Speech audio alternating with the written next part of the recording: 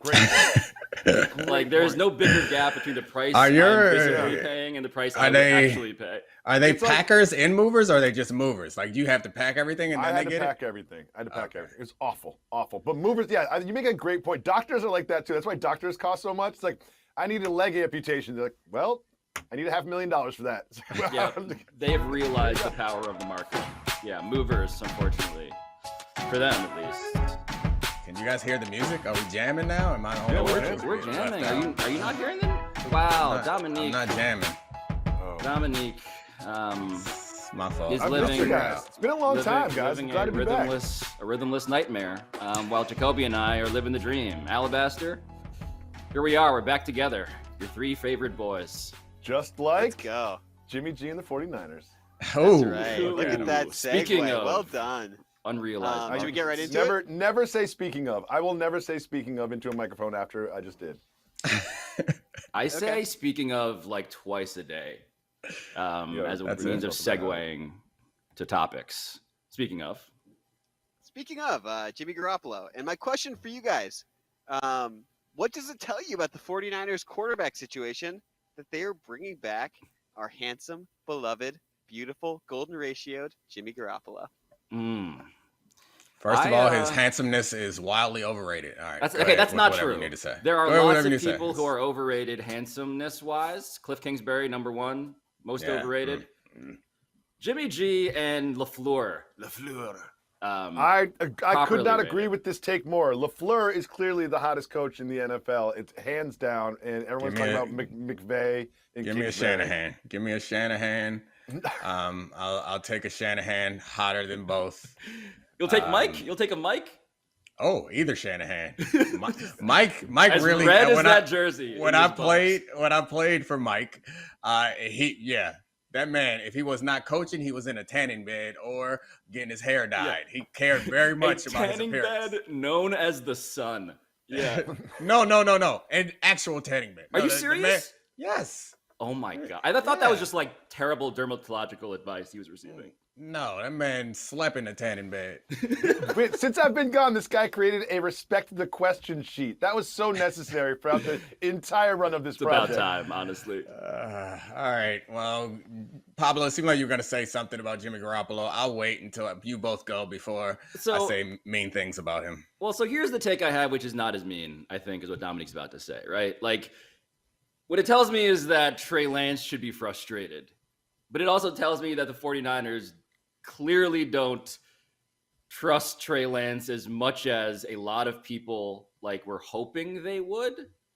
And I guess my question here is why should I trust Trey Lance more than the people who paid all of this draft capital to acquire him trust him? Why from the outside do I need to feel like Trey Lance is being done wrong here if it seems like the guys who have the most riding on him being good are still quite afraid of what happens in, what is this now, year 2? Well, I disagree, actually. Thank you. I believe that this was cut day, and they're like, are we really going to cut Jimmy Garoppolo? Are we going to cut this man and just make him a free agent, get nothing back for him? The trade market was zero for him, even though the Browns were down a quarterback. I don't know why. And I really believe that they're looking at Jimmy G, and he's salaried to make $24 million? And they said, Jimmy G, we gave you the option to trade yourself. They empowered him to trade himself. He went out and scoured the market and couldn't find much. And it's telling that he ended up signing for $6 million to be a backup when he could have made 24 as a starter, when he had the ability to market himself in the market and came back home and said, I'm so sorry, but can I please have $6 million in 24? Yeah. That kind of tells you that it wasn't so much that they don't believe in Trey Lance. It's that the market doesn't believe in Jimmy Garoppolo. And if I'm Trey Lance, I feel good. If I'm the 49ers, I feel great because we've seen many an NFL season be thwarted by one play. And now they have a backup who is extremely capable at a backup number. I think this worked out perfect for the 49ers. Yeah, I will use all the same evidence that Pablo used to come to the exact opposite conclusion.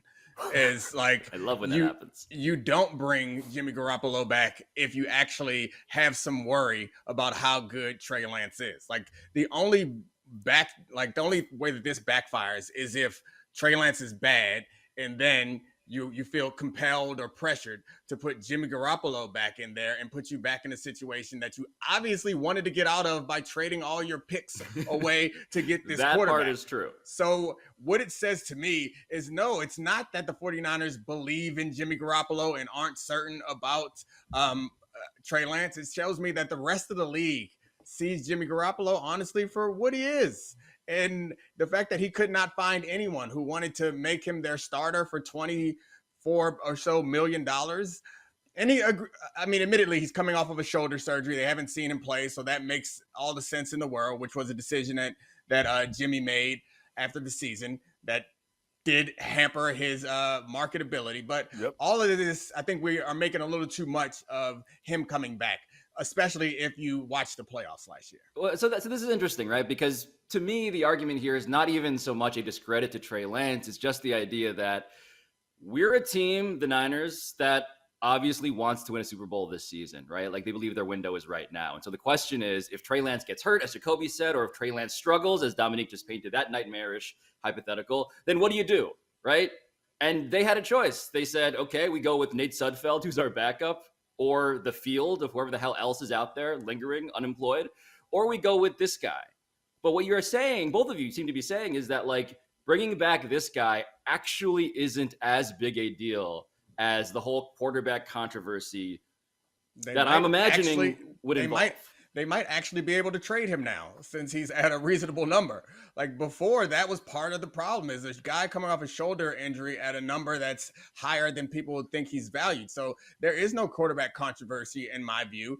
That quarterback controversy ended as soon as they drafted Trey Lance and traded a bunch of picks to get him. So to me, they believe in Trey Lance, and having Jimmy Garoppolo sit behind him just suggests to me that they fully believe in Trey Lance, because they don't think that it's going to come to a point that people are going to start chanting Jimmy to get him back in the game. Because once again, I watched the playoffs last year, and I suspect that Kyle Shanahan did also.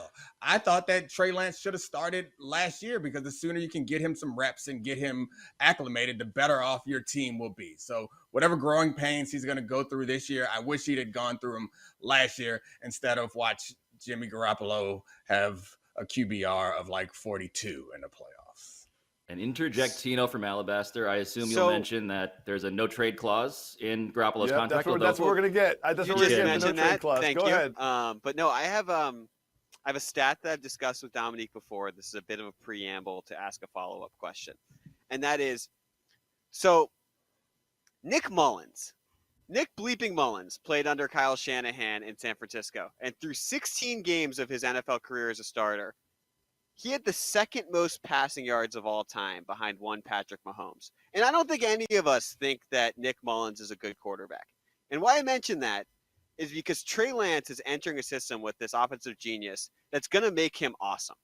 That's just what Kyle Shanahan does. I'm not saying this is a slight to Trey Lance. I'm saying this is a very talented guy who's going to be in a system where less talented guys have thrived. But the Jimmy Garoppolo thing that I find fascinating here is I think Kyle Shanahan and John Lynch think that this is a Super Bowl roster regardless of Trey Lance. And Jimmy Garoppolo is the insurance for that. And I wonder to you, do you expect Jimmy Garoppolo to play at some point this year? Do you think Trey Lance could struggle? At some point, are they going to, maybe mortgage their future quarterback a little bit to go to some stability? Or how do you think this plays out, Domonique? No, I don't think Jimmy Garoppolo, outside of blowouts and injuries, I don't think Jimmy Garoppolo plays quarterback this season. There are, admittedly, Kyle Shanahan is a coaching genius, and I think I need to credit Dan Orlovsky for like pointing out to me that Kyle Shanahan's never had a bad quarterback. Even when he had bad quarterbacks, they had good numbers. That part. Yeah. So, he's never had a bad quarterback because he doesn't allow quarterbacks to be bad. So my guess is that Trey Lance is he is the most talented quarterback that Kyle Shanahan has ever had. So my guess is that he's going to perform quite well. And the reason why Trey Lance, I think, is important to this team is because no matter how good a coach you are, you can't go out on the field, and there are going to be situations that you cannot coach your way out of. And we've noticed that the teams that manage to have success deep into the playoffs, or even throughout the course of a season, have a guy that can break defenses and can like outperform his coaching. That ain't Jimmy Garoppolo. At no point when we point to his record and say, oh, he's a winner, we point to his numbers and then we break down the numbers and see that he's really throwing screen passes to Deebo Samuel and wide open play actions to George Kittle. Like, then you recognize that he is a game manager, a serviceable quarterback that can put up big games behind that running attack and that play action and with that great defense on the other side. So that is the reason why they went and traded to get Trey Lance. And that is the reason why they're going to give Trey Lance every chance. And they have no desire. I don't think anyone in that building wants to go back to Jimmy Garoppolo because they know, they see it every day in practice and in the games. Wait, so the question that I have then, because I agree with you, I think we're actually agreeing about a lot here, right? It's the idea that what Jimmy Garoppolo is this high-end game manager. He is a floor raiser. He is not a ceiling raiser. He's a ceiling lowerer, right? I think that's actually fair to say. And so the question is, if you're Trey Lance, are you worried, are you offended in any way that they think they need to raise the floor, even if you're the guy who's starting? No, because I think you've come to this conclusion saying that the 49ers rejected trade offers and paid Jimmy Garoppolo a lot more money in order to stay here. No, they didn't have any trade offers, and they told him. Yes, the market clearly said we don't want to pay Jimmy G at what he wants to be paid, and so he had no options. Trey Lance ain't stupid. He's watching this also, so he's not going to experience this as, oh, they still love the old guy. But he's going to experience it like, man, they got a divorce, but he can't afford his own apartment. We'll let him sleep in the basement. Like that's more what it's like. But a lock on the door. But he has to enter through that door that opens like this. Yeah. But let's play with that metaphor though, because it feels like there are some kids in the household for whom dad, the guy who did have to come back crawling, seems to be a guy that they have fondness for. And that's why I'm wondering about this. And this is where Alabaster, I think, was gesturing towards, right? The idea that if Trey Lance struggles to any extent, they're going to ask for dad, right? They're going to ask for that guy to come out of the basement. And I'm not saying the coaches are going to want to do that. I'm saying the people on the outside. I was trying not to beat down Pablo all by myself. I'd like Jacoby to get a kick in. I really feel like there's still a lot of meat on this metaphor bone, but just I don't want to do it anymore. We've extended this thing so far. Then we're gonna start talking about the neighborhood being the division. Let's be clear. The dad is Kyle Shanahan. The dad is Kyle Shanahan, and Jimmy Garoppolo was a babysitter or a nanny. And however, now, go ahead. Uncle Mike McDaniel is no longer there, and I'm a big Mike McDaniel believer. He's a fun uncle. Big Mike McDaniel believer and fun uncle. Big Funkle. Not because I know anything about his schemes or the contribution to the offense. He's quirky in press conferences, and that's totally won me over. I'm buying the Dolphins because he is quirky in press conferences. He is Uncle Joey because he's quirky, but he's Uncle Jesse in that he's like vaguely tan in ways that we don't have answers to. What is your obsession with tanning today, Pablo? Yeah, Pablo's really I'm just following the ball. So I mean, I'm gonna continue to kill this metaphor because it's so much fun. So the dad is Kyle Shanahan and the babysitter is Jimmy Garoppolo, and I think that we are assuming that some of the kids in the house like have some reverence for the old babysitter. They can hold on. You have time out. Always have to be wary of the hot babysitter. Always have to be wary of the hot babysitter. Yeah, agreed. And in this metaphor, I guess you're saying Jimmy Garoppolo is the hot babysitter. But if we're talking about football ability, woo, Trey Lance, so much hotter. You're saying that football ability-wise, Jimmy Garoppolo is Mrs. Doubtfire. He's Mrs. Doubtfire, and Trey Lance is Uncle Jesse. Never saw Mrs. Doubtfire. Never saw it once. Isn't Uncle Jesse hot? Uncle Jesse is hot. Mrs. Doubtfire is something I saw very recently. Really? Reasons that are too long. What is happening? How much free time do you have, my guy? I rented a house. It had a DVD player. There was a Mrs. Doubtfire. You watched the DVD player? It was a 2-set thing. You watched Miss Doubtfire on DVD on vacation? Disc 1 was the movie. Disc 1 was missing. Disc 2 was the DVD extras, and it was all of the outtakes from Robin Williams as Miss Doubtfire, and that was amazing. How many discs do you need? I apologize for nothing. Oh gosh. Oh my god. So I think that the idea that there will be some players on the team that are calling for Jimmy Garoppolo to return, I don't believe that's a thing that's actually going to happen. I'm not in the locker room. Okay. Neither are you. I understand why some people think that might be what's going to happen, but I don't believe it because I think that those guys recognize too that they also watch the playoff games that I watched. And those guys also see some of the passes that I see Trey Lance throw in these practices. And they recognize that he's the guy that can put the team on his back every now and then, even if it's just for an important third down or a quarter. And they know that Jimmy Garoppolo was never that guy, and he's not going to lead you on a fourth quarter comeback. He's just going to throw interceptions that make it so that Dallas has a chance to win a game that they have no business winning. And then also throw red zone interceptions against the Green Bay Packers. Let's not forget what Mike McCarthy did at the end of that game. Like sometimes I just forget what happened at the end of the Dallas Cowboys season. I'm just like, a lot happened. Let's talk about the Knicks. Really? Yeah, let's do it. Well, I mean, I think you guys handled that one very well. I like where we landed there. I think I'm persuaded. I think what we've realized is that there is absolutely no way that Trey Lance would be bad enough this season to bring Jimmy Garoppolo back into the game.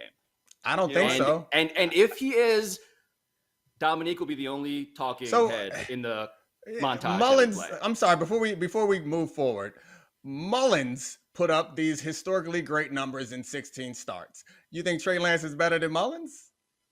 I mean, you think Trey Lance is better than any of the quarterbacks in the Kyle Shanahan history? So that's why, like, I have a real hard time imagining Trey Lance stinking.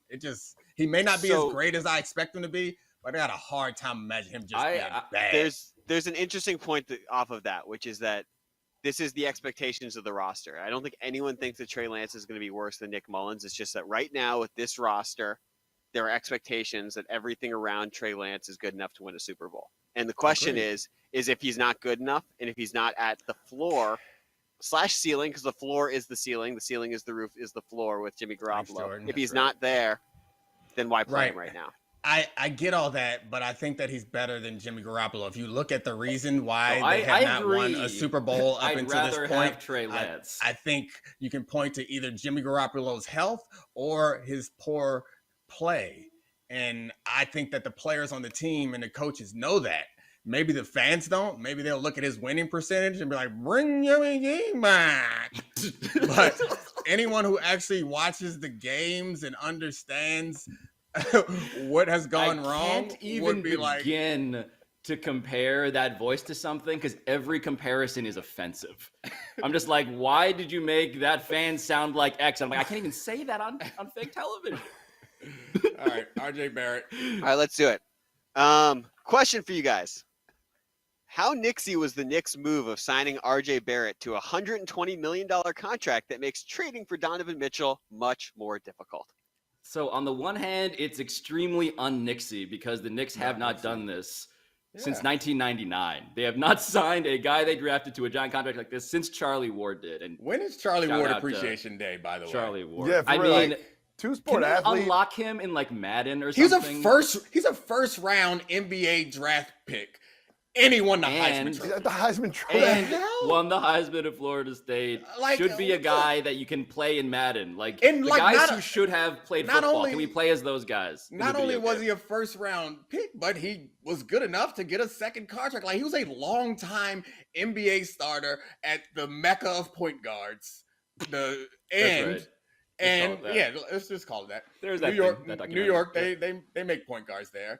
And he won the damn Heisman Trophy. So I'm sorry. I know this is not about Charlie Ward, but he's not in the Pro Basketball Hall of Fame. He's not in the Pro Football Hall of Fame. Approved tangent. I approve that. He's in the Debatable Hall of Fame. Congratulations to Charlie Ward on Appreciation being inducted into the Debatable Hall of Fame. A thing we just invented right now in honor of Charlie Ward. I'm sorry, I fully Pablo. agree. Continue to set up this stuff so that Jacoby can knock it all down. Well, Charlie Ward aside, Jacoby, right? Like, that's all the un-Knicksy stuff. The very Knicksy stuff is, the very Knicksy stuff here is the idea that, like, I am pretty sure the Knicks are not playing chess, right? Why? I'm pretty sure that because I have been watching this team operate for a very long time, and I don't believe they advanced past maybe Chinese checkers, which feels like the game that is in between those two. Jacoby, okay, you disagree. What do you think? Absolutely disagree. Yeah, Absolutely disagree. Okay. I believe in Scott Perry very much. I believe in Leon Rose. And what I don't believe in is three starters that are Jalen Brunson, Donovan Mitchell, and RJ Barrett. They're defending nobody. Like, just nobody. They're defending nobody. I've been against this Donovan Mitchell acquisition since it was first brought up. And the reason is Danny Ainge is going to ask. You saw what he got for Rudy Gobert. He's going to ask for something similar. And the Knicks have done un-Knicksy things since this regime came in. Wait. Hold on. They're bringing in draft capital. They've got 7 first-round picks they could trade. Yeah, $1 million. They've got some young, good players. And the idea that they've built this thing and just cash it in for Donovan Mitchell is just so depressing when they just signed Jalen Brunson, who is Donovan Mitchell light. When you sign Donovan Mitchell light, you don't bring in Donovan Mitchell. You bring in a complimentary player like RJ Barrett, the height thing. And all three of those guys operate best with the ball. I've been against this forever. And today, as a pseudo die easy Knicks fan, when I saw this news, I was ecstatic. I was like, You've got a good player at a good price that you're going to keep in the franchise. It's a fair price. Gets better every year. Right. And he's complimentary to Jalen Brunson. That's what I've been confused about. Wait, are we saying? Mitchell thing. Are we saying, Jacoby, Domonique, Alabaster, that this means that the Knicks no longer want Donovan Mitchell? Because that's not how I read this. No, it's more like an FU to Danny Ainge is how I read it. Okay, It's like, I agree Danny with Ainge, that we're part. not operating on your terms. We've got our own thing going on over here. We're not going to wait for you to call us. We're going to the bar and picking up a dude. I need to interject Tino on a few things here. First one, I don't think it's that the Knicks don't want Donovan Mitchell. I think it's that it's just going to be much more difficult for them to pull this off now without getting a third or fourth team involved. And the second thing is, I'll say it, even though he's 22, this is a bad contract. Getting RJ Barrett at this price. No. He did not improve last year. He got worse. He had an outlier year in his second season shooting the basketball, but he's bad at scoring from every single level. It's like he's extremely inefficient, but the price of this has to be understood, Alabaster. He's like only better than Julius Randle in terms of like true shooting Just percentage. Alabaster, remember this take in 3 years when scores. he's getting paid $30 million. That's about extending him for another 4 years. Like, just remember this take, Alabaster. The take remember to this me, take.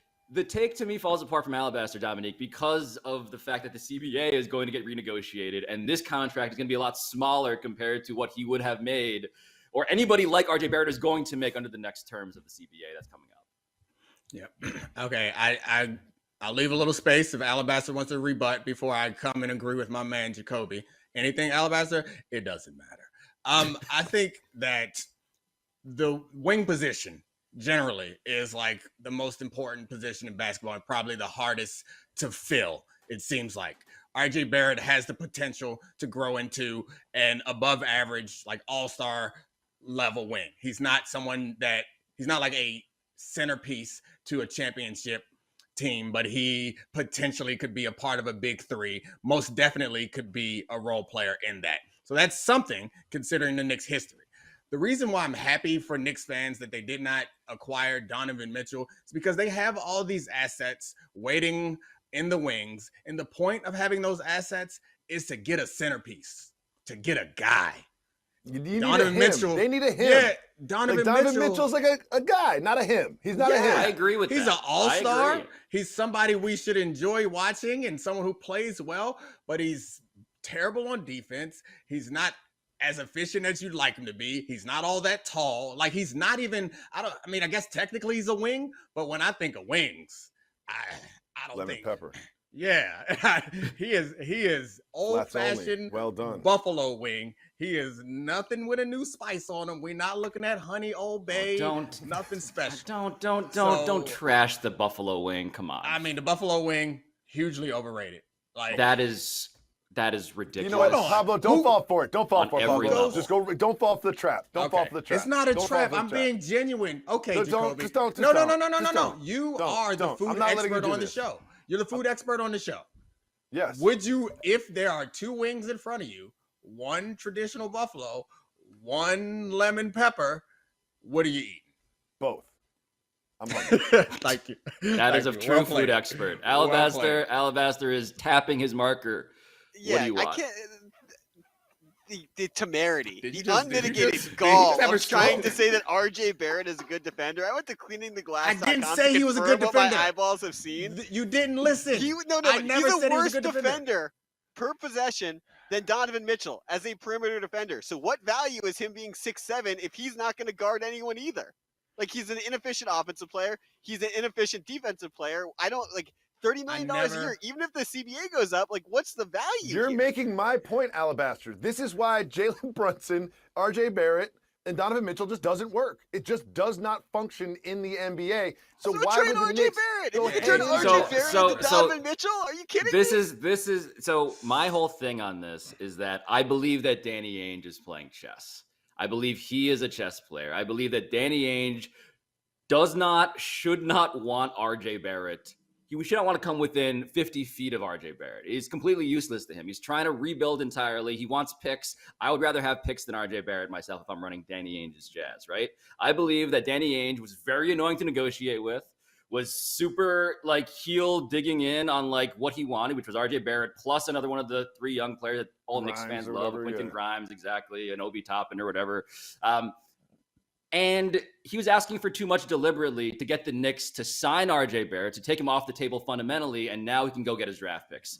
All of the draft picks for Donovan Mitchell. And it'll feel like the Knicks actually wanted that because they like RJ Barrett so much. That's what I think Danny Ainge is up to.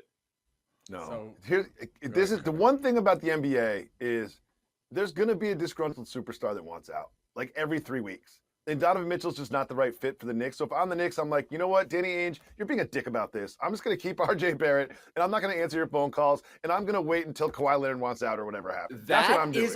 Okay, if the Knicks do that, and that feels like chess to me, I like this plan. I'm with Jacoby, not with Alabaster, not with Danny Ainge. I like that plan. I think you have to keep RJ Barrett. Can I do a tangent question, Alabaster? Why in sports media do we always want players to play in their hometowns? Like, why is that such a factor? Like, why do we do this? Like, who gives a shit if he's from Westchester? Sorry, I cursed. It doesn't matter. Like he's from Westchester. He like went to school in Greenwich. So we're like, oh, he's definitely coming to New York now. Like, why do we do this? Why? I don't know. No, I don't care if he plays for that he's from New York. I just want the Knicks to be good because when the Knicks are like at least decent, it's fun.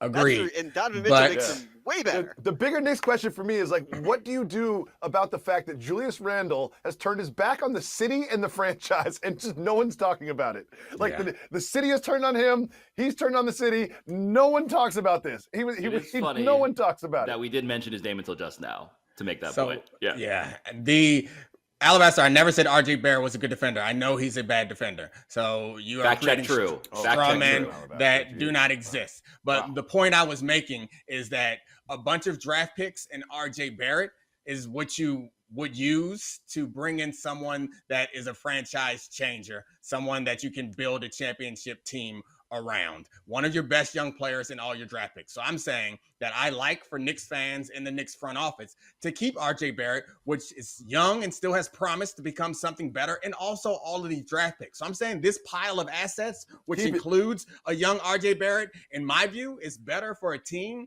like the Knicks to keep that and hope that something else is available to build a champion, than to throw all that away to get a guy in Donovan Mitchell, who I think we all know is at best a number 2. Yeah, they're not winning a title. They're not winning a title with Donovan Mitchell. Their most important thing for the Knicks, I think, in this new regime is to like show responsible consistency routinely and make themselves look like a destination that should be respected when the next disgruntled superstar shows up. And not making this trade is another step in the direction of them demonstrating to the rest of the league that we are no longer buffoons. I will believe that part when the chess move is consummated. Right now, there's a real mystery as to what they're about to chess do moves? next. What are you trying to consummate a chess move? What you nerds do? Y'all consummate on the chessboard? Maybe you haven't heard this, but the queen can pretty much do anything you want. Harvard sounds crazy. No, that sounds crazy. The queen can go up and down, left and right, backwards, But don't. in all ways. Save us, Alabaster. Save us, Alabaster. Ever heard about castling? You're more of a still Bishop. I'm floored about how I got gaslit of Domonique calling RJ Barrett a future all-star and then me being criticized for pointing out that he's simply bad on offense and defense. He has potential. It's all I'm saying. Whatever. We're done with this. He's 2 years Okay. younger than Donovan Mitchell. We'll see if he bridges the gap in 2 years. All right, let's move on to Lamar Jackson. Hold on. Just so you're on the record, you would have traded all the Rudy Gobert picks along with RJ Barrett for Donovan Mitchell. Hell, absolutely not. Hell no. Okay, then what are we doing here? Lamar Jackson. I just would have kept the optionality of trading RJ Barrett with the lesser advantage. Lamar. Optionality. Alabaster. All right, let's God, move I love and hate on. you so much. What do you think is actually going on with Lamar Jackson's contract negotiations with the Ravens? As the only person who has a cat named after Lamar Jackson, Domonique, I feel like you're obligated to take the baton here. Well, I did not name him. My son did. So I'll go get him to come and explain what's going on. You just showing off because you know my kids' names. Yep, and I knew 1.5 of Jacoby's. No, you don't get a half for Zoe. Who the hell is Put a pin Zoe? in the half a baby. Put a pin in the half a baby for later. Okay. That's coming up later. We'll return. Coming up later. All right. So Deshaun Watson happened. Like that's you wanted to explain this negotiations. It was Deshaun Watson. Deshaun Watson was not a free agent and had sexual assault allegations looming over, and he managed to get a fully guaranteed $200+ million contract.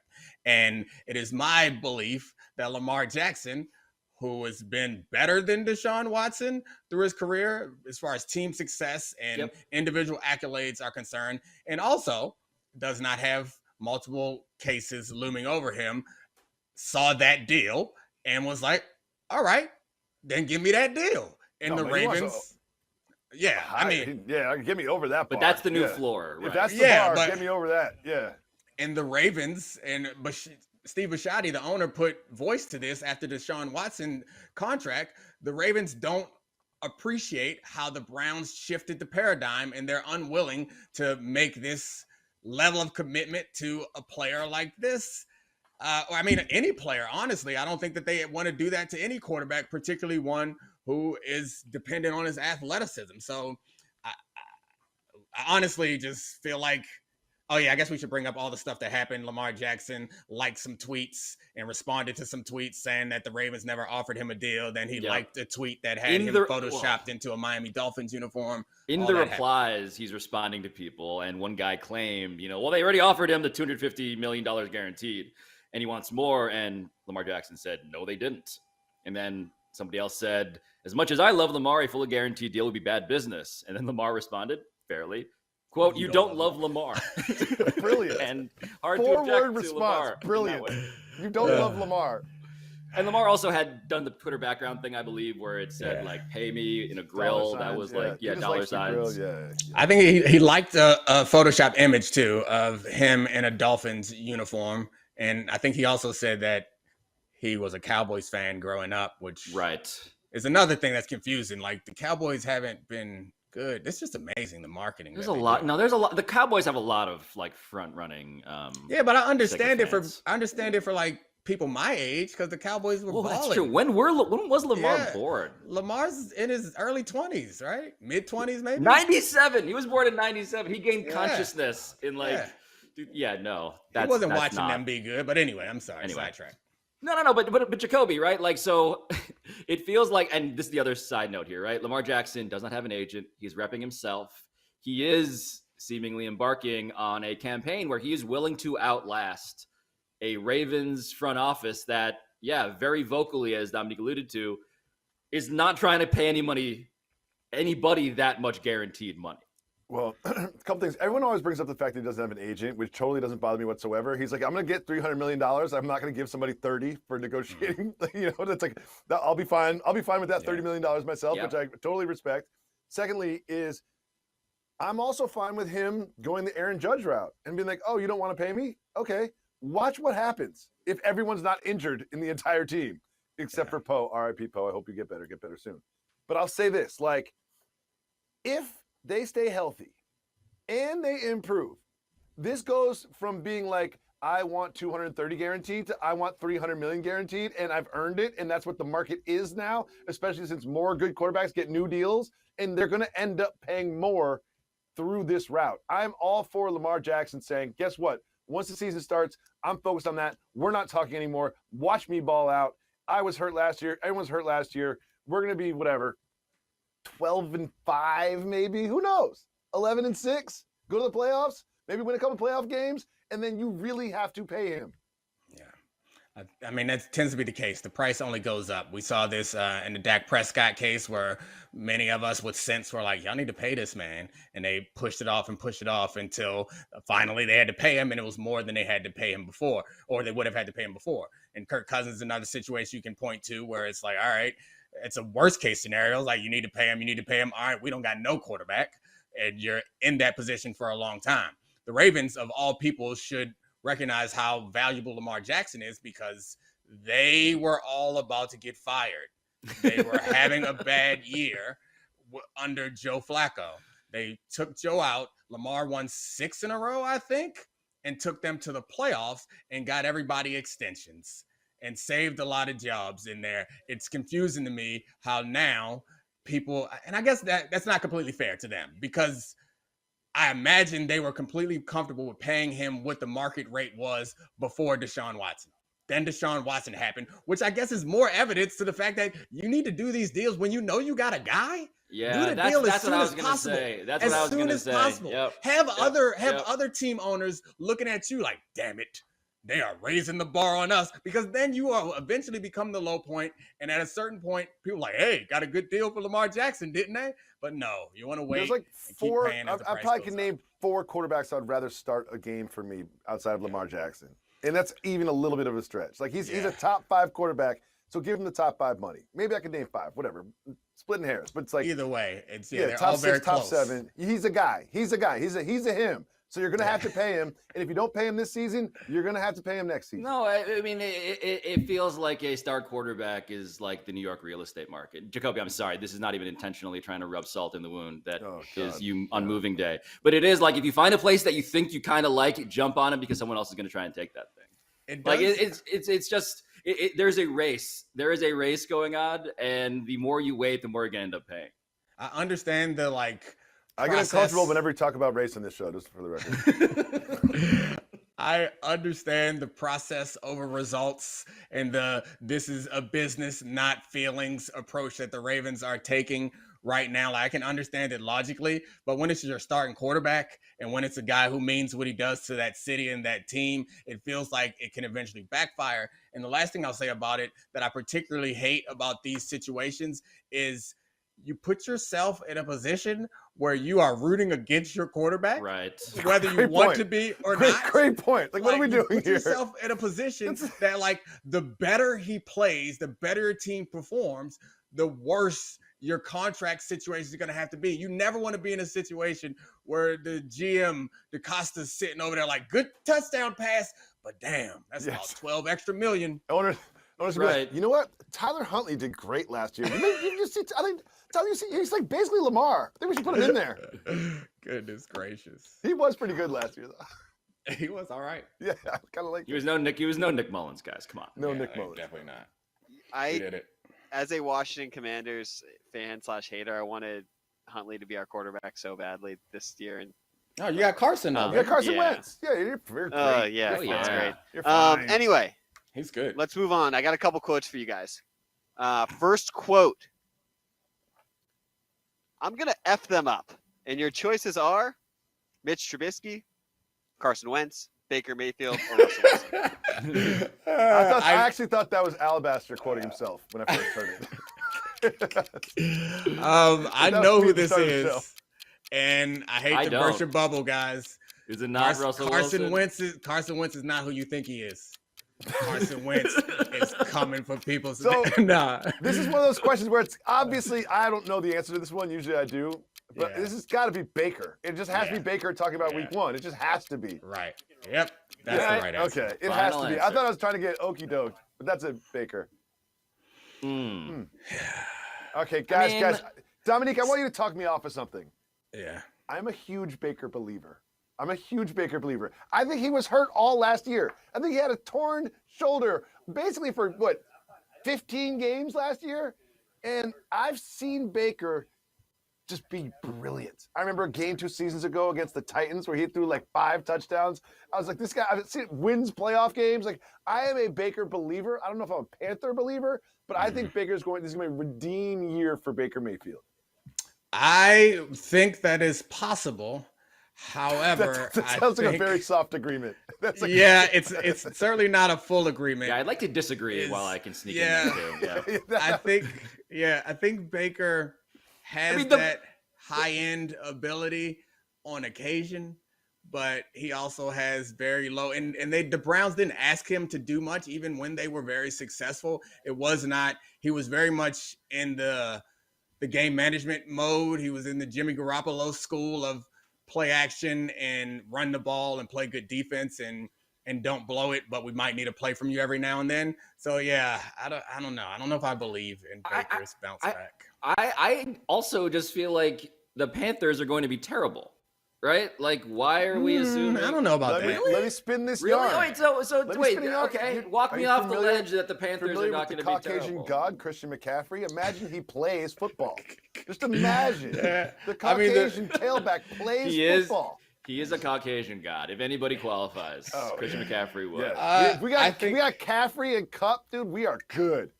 They're talented. Like they have a good defense. They have good players. They got good skill players on offense. So like I don't think they're going to be horrible. The problem is I'm not sure that Matt Rule is an NFL head coach, and yes, that's part of the issue. So like I don't know. I don't think that they're bad. There might be. I love how Domonique. We have inadvertently. They started 4-0 or something. We were all like, the Panthers are for real. No, Sam Darnold is Michael Vick. Yeah. Exactly. He was like leading the league in rushing, and now Domonique is here being inadvertently backed into. I think the Panthers are going to be okay. Yeah, he would barely put the okay stamp on them. Yeah. And why did Alabaster take the time to print out that one? Put it back up there. Wait, what was that card? I missed it. Usually he's got these like esoteric stats. He's not even putting it back. Put it back out. We know that, Alabaster. we know. You know what? Okay. You know what that means? That just means you know a little bit more about this topic than I expected you to know. Back on me. I just got double diced. What kind of a chess move was that? Wow. Wow. That was not nice. Incredible. Baker Mayfield exists, period. It's for the podcast audience what that card said, fundamentally. Yeah. All right. I have a question. We got one more quote. When you're brainstorming what the menu should look like, at what point were you like, let's put salt shaker on one side and pepper shaker on the other? When did that conversation happen? It took weeks of sketching. I haven't even noticed that those things were there, and I've been looking at this for literal months. I'm gonna tell my wife we're going out to dinner tonight. This place, amazing salt and pepper. It's amazing. They can just put out a baseball glove, and you see. And you're like, but wait, Jacoby, how do I know which one is which? How do I know which is the salt and which is the pepper? Large S on one of them and a P on the other. Oh, okay, thank God. A quick inside baseball story. I remember going to the ESPN cafeteria, and in the middle of the table, there's a thing that says ESPN, and the S is a salt shaker, and the P is the pepper shaker, and I was like, this is brilliant. This is brilliant. I'm trying to think of seasonings that start with E and N, and I can't think of any. That's tough. And the E is just a container of MDMA. Okay. All right. Let's move on. We got one more quote. One more quote. You never just turn it down. You're never just like, man, I'm a pass. You don't even want to know what that end's about to be. I don't got Let's one. go. Some people have asked, how did you come to that quarterback decision? Was it based on some kind of NFL model? No. It's really based biblical. Solomon. He was known to be a pretty wise person, and your choices are Told you half a baby. Jim Harbaugh. Told you half a baby would come back. Marcus Freeman. Told you half a baby was going to come back to the show, guys. You didn't believe me. Breadcrumbs were scattered, and only now do I follow Jacoby. them to the end of the show. Wow. I You do guys know the don't know answer to this this one one. for real? I'm pretty You really sure. don't know this I'm one? pretty sure it's B. Jim Harbaugh. That sounds Final Harbaugh-ish. I don't know the answer. I definitely had to Google this when I heard it. People have asked, was that how'd you come to that decision? And it was based on some kind of NFL model. No, it's really based biblical. You know, Solomon, he was known to being a pretty wise person. Does he have on black pants? Oh, great. He's question. off the khakis. Yeah. He's off the khakis now. Off yeah. the khakis, yeah. Is he very wearing disappointing. black? Is he wearing black pants with a white shirt with blue shoulder? Alabaster, and now what are you're we trolling me. Now you're just trolling me with the card that says Jim Harbaugh is the head coach of Michigan's football team. Well done. Well done. I want to know. Even better. Oh, I love this. I love this. Podcast wanna know audience, now it about, says Jim Harbaugh is the brother of John Harbaugh. This question is about decision-making processes, and I'm really interested in Pablo's decision-making process. So when there is an opportunity, like a hole for a joke, you never like have one pop in your head and like, nah, we're gonna go ahead, throw this one away and wait for the next down. You always attempt it. Oh no, I'm Mike Allstott. I am hitting that hole. I'm putting on my neck roll. I might get concussed, but you know what? My team needs me. That cloud of dirt that I leave behind me, you know how valuable that is. I mean, I had but no you might idea. fumble. I had no idea who Solomon. Are we talking about Solomon Boots? I was just like, what biblical? You guys will never believe this. I didn't memorize the Bible. Y'all didn't learn about King Solomon You gotta cut the babies in public school? No. Oh God. Oh wow. Wow. What are you doing? Oh, that's me. Yes. Yes. is that you? Yes. That is. Honestly? You really let yourself go in that picture. you like yourself? Honestly? You're a little... Not bad. Not bad. Not bad. Not bad. Oh gosh, playing a guitar, bro. This show's the best. It is really fun. I really appreciate you guys. I appreciate Chloe and stop Quincy it. and God. Margot and everybody else in the Jacoby household.